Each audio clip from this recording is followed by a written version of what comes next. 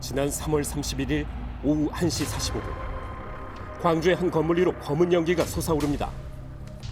바로 옆 병원을 비롯한 이웃들 모두 앞다퉈 소화기를 들고 달려왔습니다. 아 이게 어떡해? 다 대피했대. 아 진짜 너무 아니 근데 세월호도 다 대피했다놓고 모두를 더욱 긴장시킨 이유, 이 건물에 어린이집이 있기 때문인데요. 1층 분리수거장에서 불꽃이 시작되는가 싶더니 눈 깜짝할 새 번진 불길. 애기들이 이제 막 뛰어나가지 못하니까 애기들 한 명씩 다 안아가지고 또 옆쪽으로. 누가 먼저랄 것 없이 아이들의 안전부터 챙긴 어른들. 애들 우는 소리랑 뭐 비명 소리랑 이런 게 들릴 정도였으니까 엄청 큰 화재였어. 영유아부터 7세까지 당시 어린이집엔 총 39명의 아이들이 있었다는데요. 건물 주차장에 있던 차량 9대가 전소될 만큼 심각한 화재에도 단 한 명의 부상자 없이 전원 대피에 성공한 것은 그야말로 기적이 아닐 수 없었는데요. 1층에서 올라온 불이 2층 창문으로 CCTV 보인 거예요.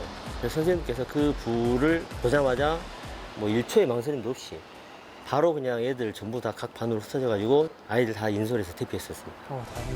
무엇보다 평소 소방훈련을 철저히 했던 선생님들의 빠른 판단과 대처, 그리고 시민 영웅들 덕분입니다.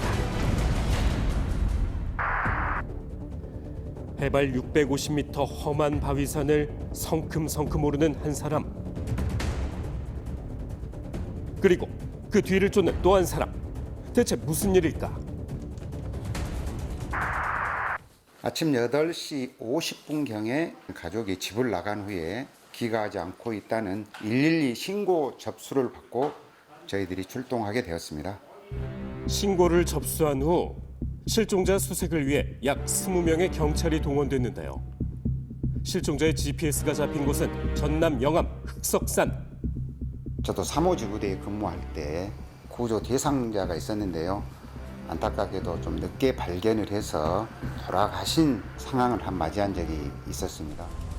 험하기로 유명한 산인 만큼 수색견부터 드론과 헬기팀까지 총출동, 서둘러 탐색을 시작했는데요.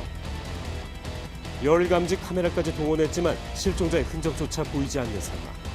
산을 이잡듯이 왕복 2번이나 샅샅이 뒤졌지만 40여 분을 수색을 했는데도 발견이 안 돼서 한 10분 정도 더 하고 가자 우리 얘기를 하고 이제 수색을 하던 중에 바로 그때였습니다.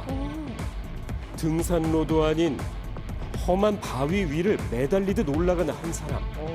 어떻게 저기 계신 거죠? 당시 산이 워낙 가팔라서 저도 막 한 2번 그 바닥에 구르기도 하고 저희 직원들이 손에 막 가시가 박히고 자칫 발을 헛디뎠다가는 절벽으로 굴러떨어질 수도 있는 위험천만한 상황. 아주 위태로워 보이네요. 그러나 실종자 구조를 포기할 수는 없었기에 네 발로 기다시피 바위산을 오는 끝에 결국 실종자를 따라잡을 수 있었습니다. 너무 반가웠죠. 어르신 인자 괜찮아요. 조금만 기다리세요. 이러는데 그분도 좀 안도의 그런 얼굴로 저를 내려다보고 계셔서 고맙다는 말을 몇 번 하셨고요. 구조 당시 다행히 가시에 긁힌 상처 외엔 큰 상처가 없었다는 실종자. 어쩌다 이 험한 곳까지 오게 된 걸까? 치매기가 있어갖고 동생이 거쳐가지. 치매로 인지가 불완전한 어르신. 무작정 15km를 걸어 이곳까지 왔다는데요. 당연히 저희들이 할 일임에도 보도됐던 그런 기억이 있습니다. 자칫 큰 사고로 이어질 수도 있었던 상황. 12시간 이상 포기하지 않고 이어진 끈질긴 수색 덕분에 어르신은 무사히 가족의 품으로 돌아갈 수 있었습니다.